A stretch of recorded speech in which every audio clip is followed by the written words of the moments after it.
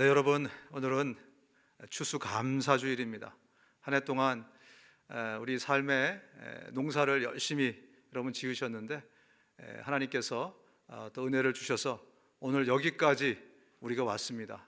많이 거두셨든지 아니면 생각보다 많이 못 거두셨든지 우리 하나님께서 은혜를 베풀어 주셔서 여기까지 왔습니다. 그래서 우리 말씀을 듣기 전에 우리 먼저 하나님께 박수로 어디에 계시든지 좀 감사를 드렸으면 좋겠습니다. 하나님 감사합니다.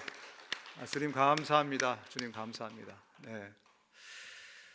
저는 말씀을 준비하면서 2020년 우리뿐만이 아니라 전 세계 사람들이, 수많은 사람들이 감사절을 맞이해서 생각이 참 많았겠다, 그런 생각을 좀 해봤습니다. 어떻게 이 추수감사절을 맞이하고 계실까? 한 해 동안 하나님 베풀어 주신 은혜를 이렇게 쭉 세보면서 아무래도 작년에는 저희가 그 전년보다 혹은 그 전보다 결실이 적지 않았겠나. 비즈니스도 좀 잘 안 되고, 그죠?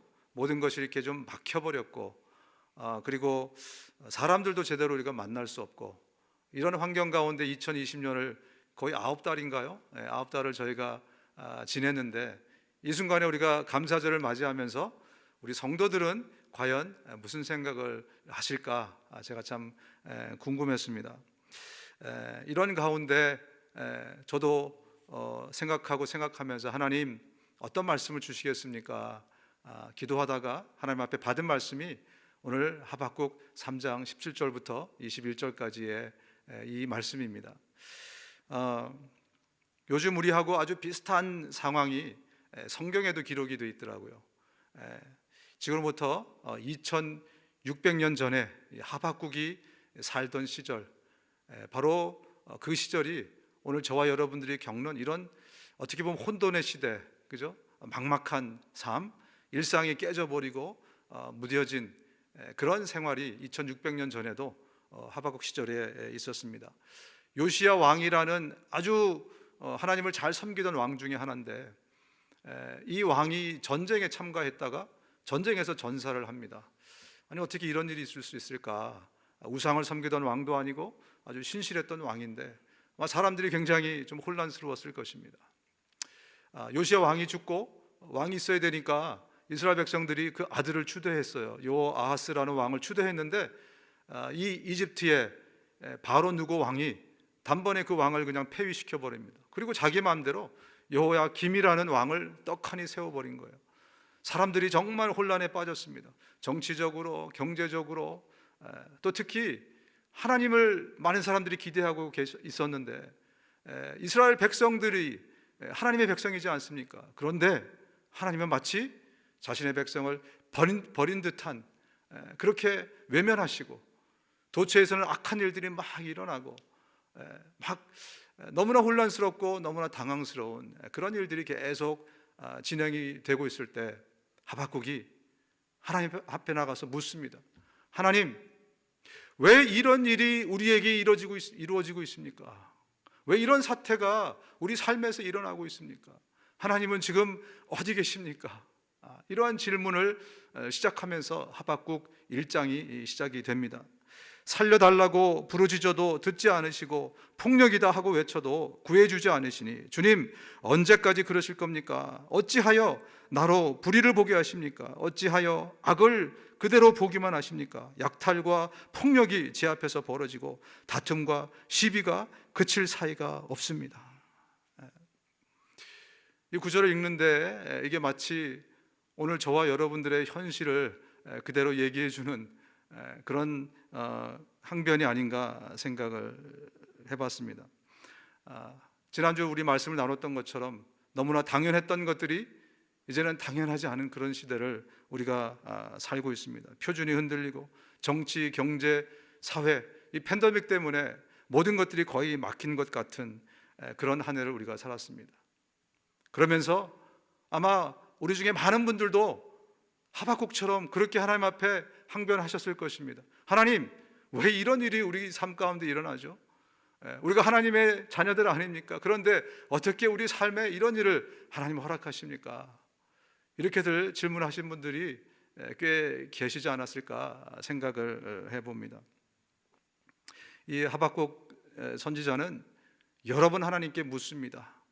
여러 번 하나님께 질문을 합니다. 그리고 나서 하나님의 음성을 듣습니다.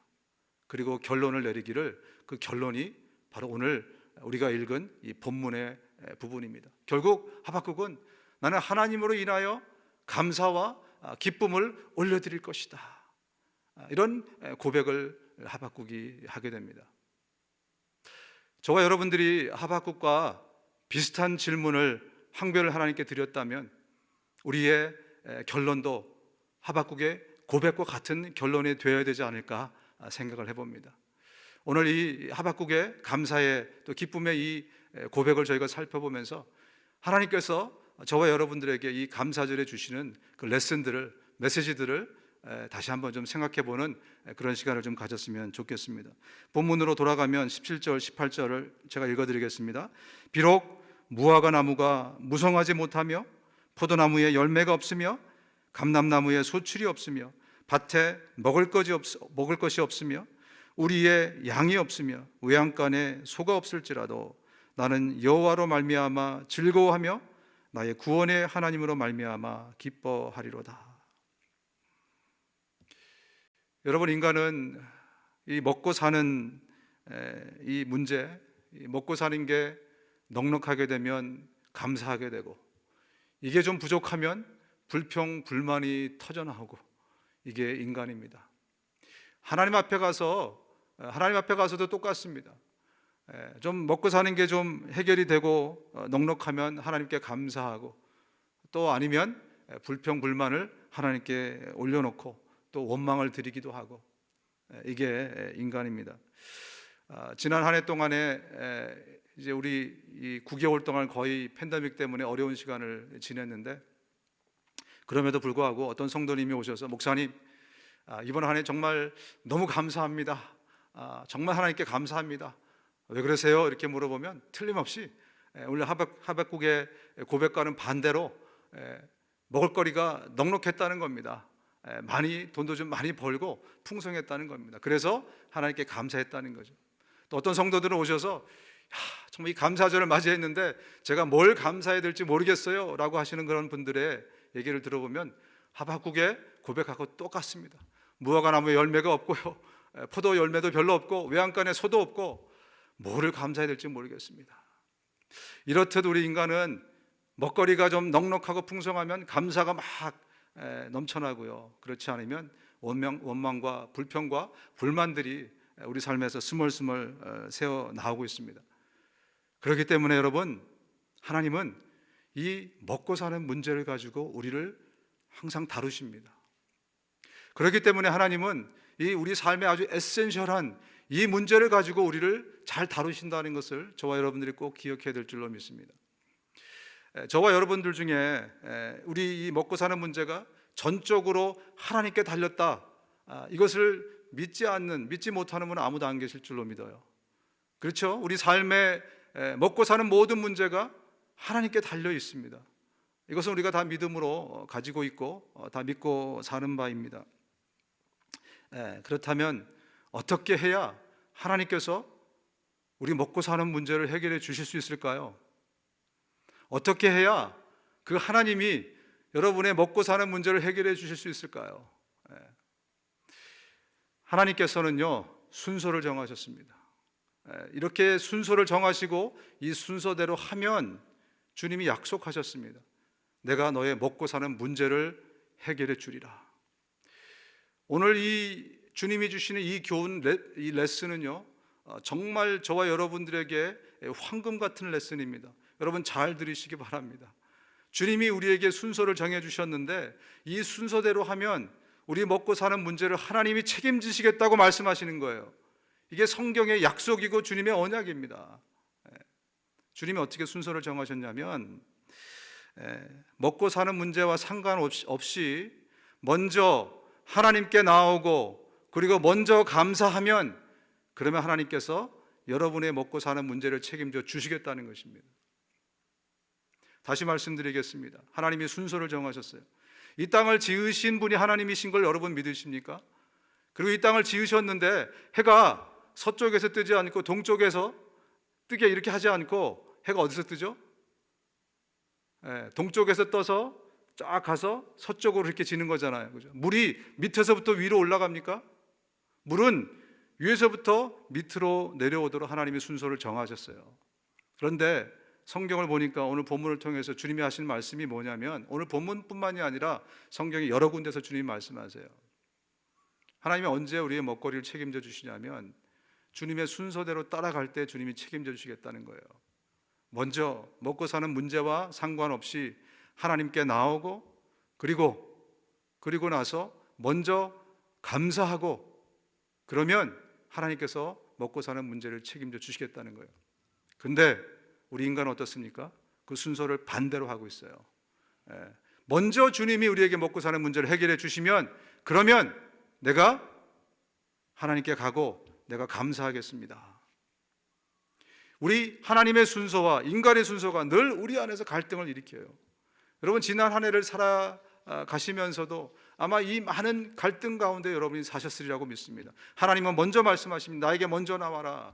그리고 먼저 감사해라. 그러면 내가 너의 감사대로 너에게 감사거리를 주겠노라. 근데 우리는 반대로 주님이 먼저 나를 불러서 해주시고 나한테 먼저 감사거리를 주시면 그때 내가 주님을 찾고 감사하겠습니다. 이렇게 우리가 말하고 있습니다. 여러분, 오늘 하박국이 고백한 내용이 결국 뭡니까? 당장 먹고 살 것이 없어요. 지금 뭐 외양간에 소도 없고 포도나무 또 무화과나무 열매도 없고, 그럼에도 불구하고 내가 먼저 하나님을 찾고 내가 먼저 감사하겠다는 겁니다. 내가 먼저 하나님을 찾고 내가 먼저 하나님께 감사하겠다는 것입니다. 이것이 하박국의 고백이에요. 우리의 양이 없으며 외양간에 소가 없을지라도 나는 여호와로 말미암아 즐거워하며 나의 구원의 하나님으로 말미암아 기뻐하리로다. 이것이 바로 하박국의 고백입니다. 저는 늘 궁금했어요. 성경에 왜 하나님께서 이런 특별 감사 절기를 만드셨을까?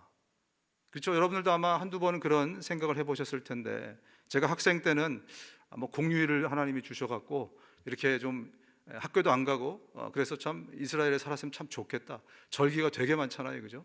그리고 한번 절기를 시작하면 일주일이 진행이 돼요. 요즘도 이스라엘에 가면요, 절기가 거의 일주일씩 진행이 되기 때문에 공휴일이 굉장히 많습니다.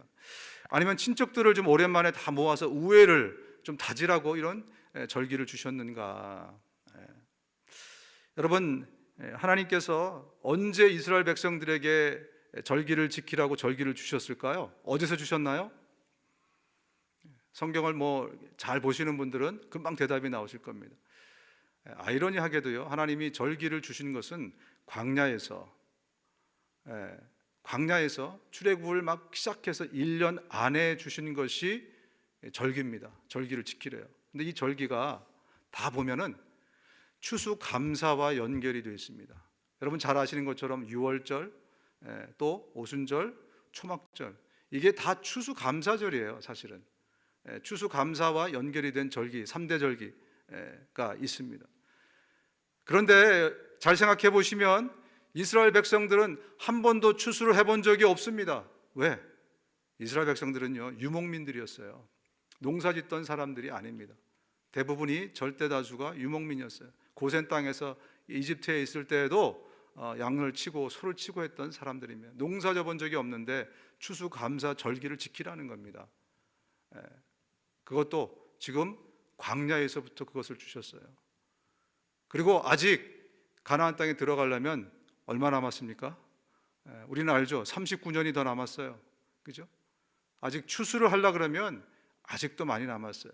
그런데 하나님께서 그들에게 광야에서부터 먼저 절기를 지키라, 반드시 지켜야 된다, 그러면서 절기를 주셨습니다.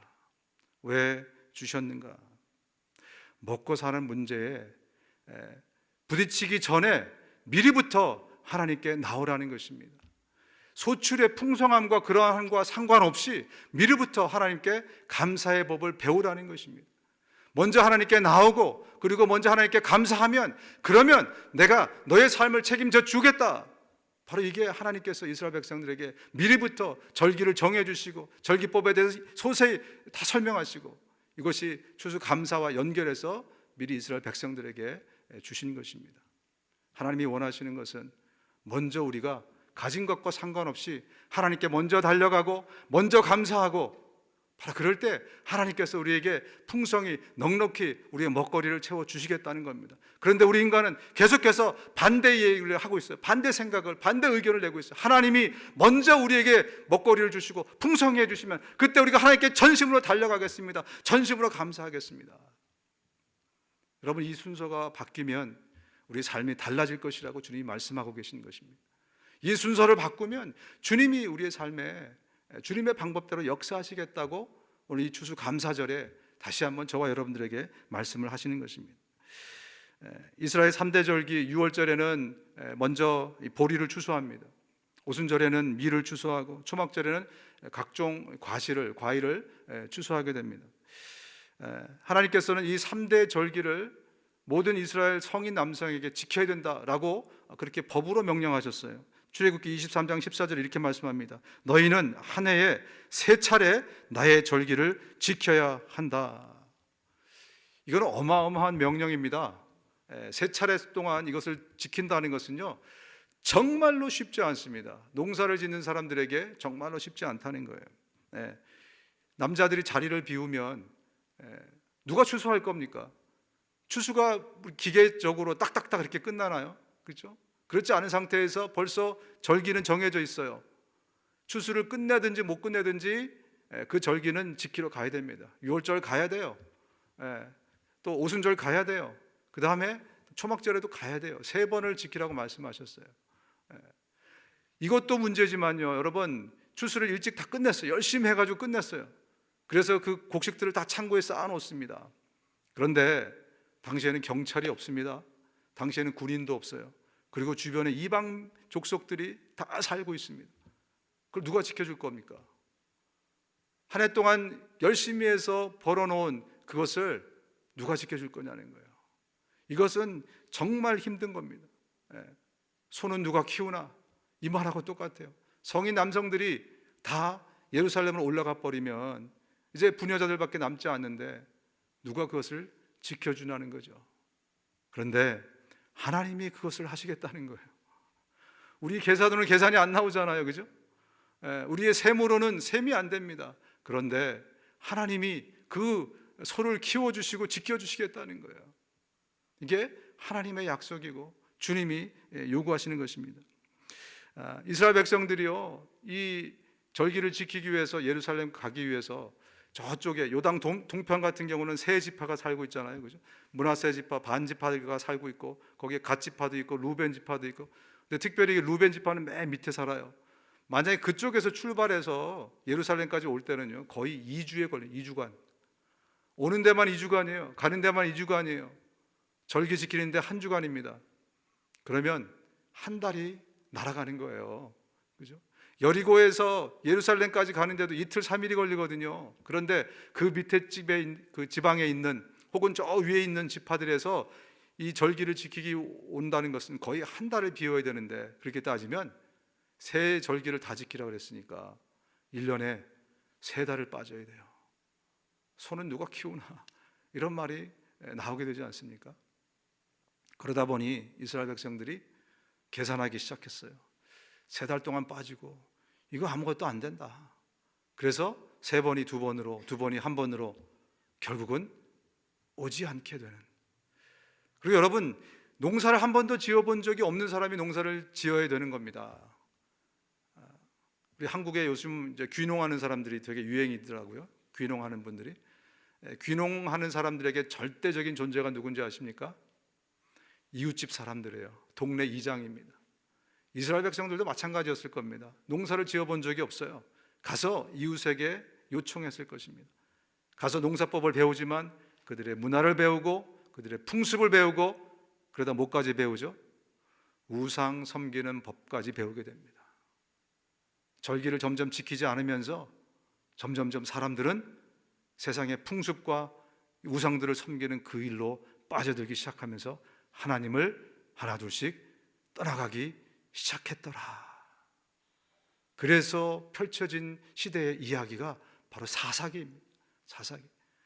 예루살렘에 올라가서 감사만 드릴 뿐만이 아니라 거기서 일주일 동안 거기서 정신무장, 신앙무장을 하고 내려오는 것입니다. 랍비들을 통해서, 이 레위 사람들을 통해서 말씀을 배우고 하나님에 대해서 배우고, 그리고 자녀들을 가리키고, 그리고 돌아와서 다시 시작을 해야 되는데 그들이 하나님의 말씀을 놓쳐버리는 거예요. 감사를 통해서 가르쳐 주실 하나님의 교훈들을 놓쳐버린 것입니다. 그래서 점점점 하나님으로부터 떠나가는 그런 삶을 그들이 살았던 것이죠. 여러분, 우리 삶에 정말 이 에센셜한 문제를 가지고 하나님께서 저와 여러분들을 다루십니다. 먹고 사는 문제. 지난 한 해 동안도 우리가 이 먹고 사는 문제를 잘 생각해 보시면 하나님이 이 문제로 틀림없이 저와 여러분들을 많이 다루셨다는 사실을 기억하실 것입니다. 하나님은 우리에게 말씀하고 계세요. 순서를 바꿔야 된다. 네가 먼저 하나님께 나에게 나오고 나에게 먼저 감사해라. 그러면 내가 감사거리를 줄 것이다. 지난 한 해 동안 우리가 순서를 바꿔가지고 주님, 내가 해보겠습니다. 내가 열심히 하겠습니다. 이스라엘 백성들처럼 하나님의 그 법을 그냥 내려놓고 어기고 내가 한번 해보려고 했다가 여러분 얼마나 많은 고초를 겪고 또 힘들고 어려운 그런 일들을 경험하셨습니까?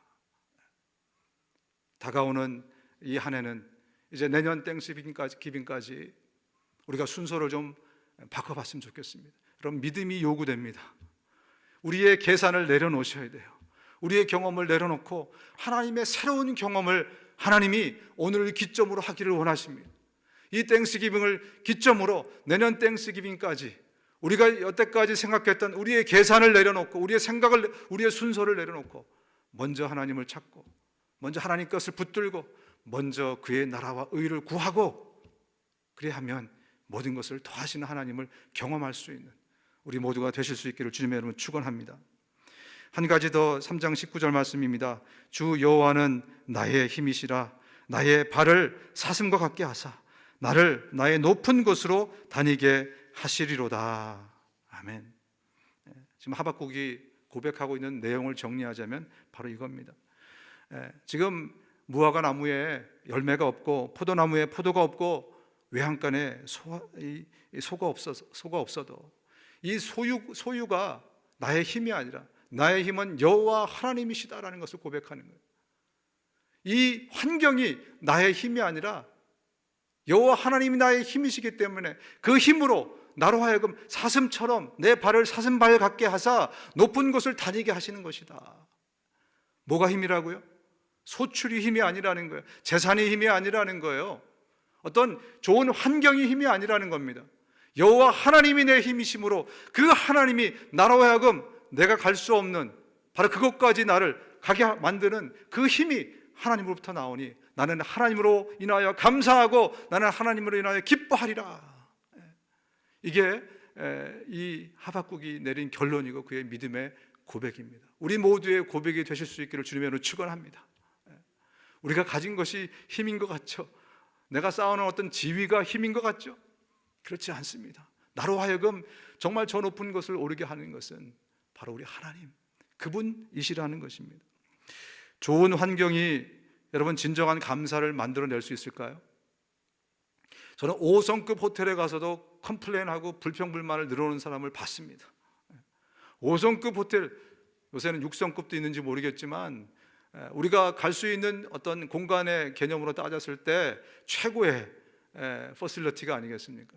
거기에 가서도 불평불만을 늘어놓는 사람이 있고, 모텔 6 아시죠 여러분? 모텔 6 모텔 6에 가서도 감사하고 감격해 하는 사람을 저는 봤습니다. 그렇다면 좋은 환경이 꼭 좋은 환경이라야 우리에게 감사를 만들어낼 수 있는가? 그것은 아니라는 거죠. 꼭 환경이 우리에게 감사를 만들어내는 것은 아닙니다. 하나님께서는요, 환경 때문에 어떤 소유 때문에 하나님께 감사하는 게 아니라 하나님 그 자신 때문에 하나님께 감사할 수 있느냐, 이것을 계속해서 되풀이해서 묻고 계십니다. 범사에 감사하라. 이것이 그리스도 예수 안에서 너희를 향하신 하나님의 뜻이니라. 범사에 감사하라는 겁니다. 참 부담되지 않습니까 여러분? 범사가 뭡니까? 항상, 언제나, always, 그죠? anytime 우리가 하나님 앞에 감사를 드려야 되나? 만약에 우리가 환경 때문이라면 범사에 감사할 수 없습니다. 환경은 up and down, ups and downs, 그죠? 계속 왔다 갔다 해요. 환경이 그렇게 흔들리는데 환경 보고 있을 때 환경 때문에 감사하는 사람은 결코 범사에 감사할 수 없어요. 그러나 변하지 않는 그 하나님을 붙드는 사람, 하나님은 변하지 않으심으로 그분 때문에 늘 감사하는 사람은요, 범사에 감사할 수 있다. 그 얘기를 이 말씀이 하고 있는 것입니다. 누구 때문에? 하나님 때문에 감사하라는 거죠. 독일의 사회 심리학자 에르이 프롬이라는 분이 소유냐 존재냐라는 책을 썼는데, 이 책에서 말하는 게 뭐냐면 사람들에게는 두 가지 삶의 방식이 있다는 겁니다. 두 가지 삶의 방식이 있어요. 하나는 소유지향적인 삶의 방식이 있고, 또 하나는 존재지향적인 삶의 방식이 있다는 거예요. 하나는 소유 때문에 삶의 가치를 느끼는 거예요. 뭘 가졌냐 안 가졌냐, 어떤 지위가 있느냐 없느냐, 이것 때문에 죽고 살고 뭐 기뻤다가 뭐 슬펐다가 막 이러는, 여기에 의존해 사는 소유지향적 삶이 있고, 이쪽은 존재지향적인 삶을 살아가는 사람. 내가 누구냐, 내가 어떤 존재냐, 그것에 의해서 살아가는 사람이 있다는 거예요. 근데 많은 심리학자들이 하는 얘기가 뭐냐면 그 지향적인 삶을 살아가는 사람들은요, 결코 감사할 수 없다는 겁니다. 내가 가졌어요. 환경이 좋아졌습니다. 잠시는 기뻐할 수 있습니다. 그런데 조금 지나면 우리 안에 욕망이 올라와요. 더 가져야 감사가 나옵니다. 더 고급스러운 곳을 가야 또 감사가 나오지. 예전 같은 것을 갖거나 비슷한 곳에 가면 그때부터 감사가 사라지는 거예요. 그래서 소유지향적인 이 삶의 방식을 갖고 가는 사람들은 늘 감사를 잊어먹는 거예요.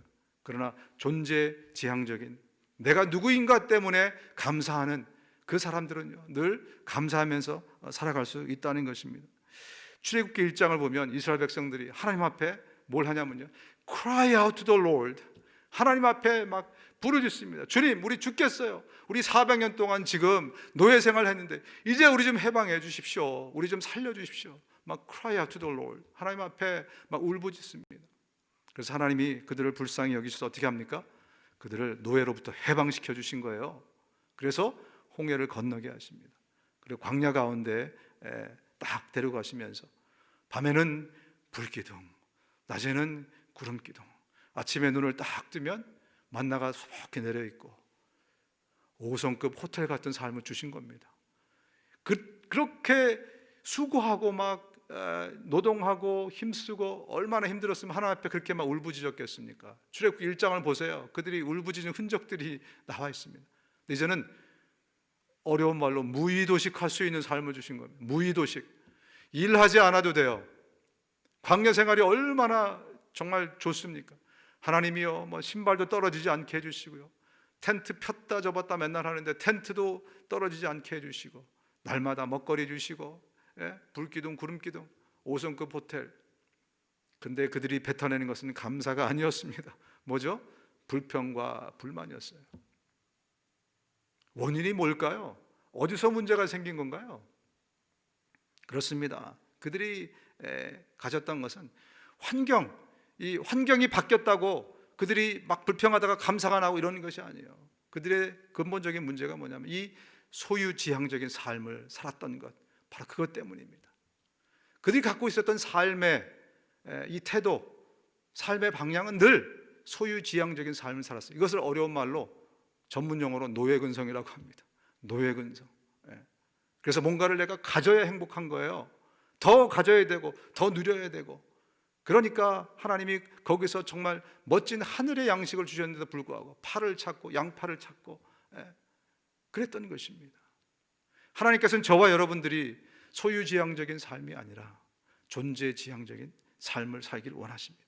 내가 하나님의 자녀됨으로 인하여서 감격해야 하고 감사하고, 하나님이 나의 아버지됨을 인해서 내가 감사하고, 이것이 존재지향적인 삶을 살아가는 모습입니다. 우리의 신앙은 소유지향적이 아니라, 때로 우리가 많이 얻을 수 없을 수도 있어요. 많이 갖지 못할 때도 있을 것입니다. 그러나 이것 때문에 감사가 올라갔다 내려갔다 하는 것이 아니라, 내가 하나님의 자녀인 것을 인해서, 하나님이 나의 아버지 되는 것을 인해서 그것 때문에 나의 기쁨의 소스가 여기로부터 나오는, 하박국이 했던 그 고백을 우리 모두가 좀 해야 될 줄로 믿습니다. 에베소 5장 19절 20절입니다. 시와 찬미와 신령한 노래로 서로 화답하며 여러분의 가슴으로 주님께 노래하며 찬송하십시오. 모든 일에 언제나 우리 주 예수 그리스도의 이름으로 하나님 아버지께 감사를 드리십시오. 여러분도, 저와 여러분 모두가 예수님 때문에 우리 하나님이 우리 아버지 되셨잖아요. 예수님의 그 십자가의 보혈의 그 은혜로 말미암아 저와 여러분들이 하나님의 자녀가 되고 하나님이 우리 아버지가 되셨습니다. 바로 이것 때문에 우리의 감사를 잃지 않는, 우리의 기쁨을 놓지 않는 그런 우리 모두가 되어야 될 줄로 믿습니다. 소유 때문에 감사하는 사람은요, 이들 교만해지거나 아니면은 심한 열등의식에 빠지게 됩니다. 소유지향적인 삶을 살아가는 사람들은 대부분 교만한 사람들이 많아요. 그리고 어쩌다가 이 소유가 없어지잖아요. 그럼 아주 심한 열등의식에 빠져버리게 됩니다. 소유가 많아지면 어깨에 뽕이 막 들어간다 그러죠. 그죠? 어깨가 싹 올라가고, 갑자기 없어지면 가슴 이렇게 쭉 처지고, 주머니가 좀 가득하면 어깨가 막 올라왔다가 갑자기 주머니가 비면 내려오고, 또 사람들이 나 알아주면 어깨가 딱 올라왔다가, 사람들이 나 무시하는 것 같으면, 그냥 관심 없는 것 같으면 또 어깨가 막 내려왔다가, 이게 소유지향적인 삶을 살아가는 사람의 특징입니다. 이 어깨에 힘주는 것도 사실 힘들어요. 근데 더 힘든 게 뭔지 아십니까? 힘 빼는 게 더 힘들다 그래요. 모든 운동에, 모든 일에 다 공통적인 얘기가 뭡니까? 힘 빼라는 거예요. 힘 빼라. 그런데 존재지향적인 삶을 사는 사람들은요, 인생에 힘주지 않고 살아갑니다. 힘 빼고 살아가요. 내가 누구인지 분명히 알기 때문에 그래요. 여러분, 저 시골 전라도 구석에서 하나님이 여러분 불러주셔서 하나님의 자녀 삼으셨잖아요. 그죠?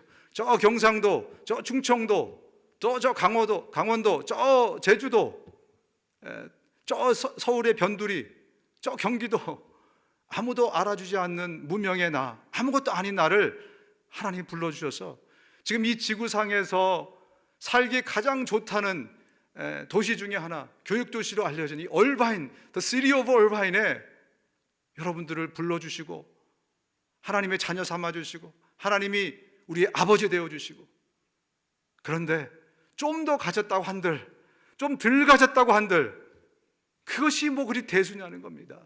그것이 뭐 그렇게 큰 문제냐는 겁니다. 그것이 우리를 어깨를 올렸다 내렸다 하는 그런 문제가 되겠냐는 것입니다.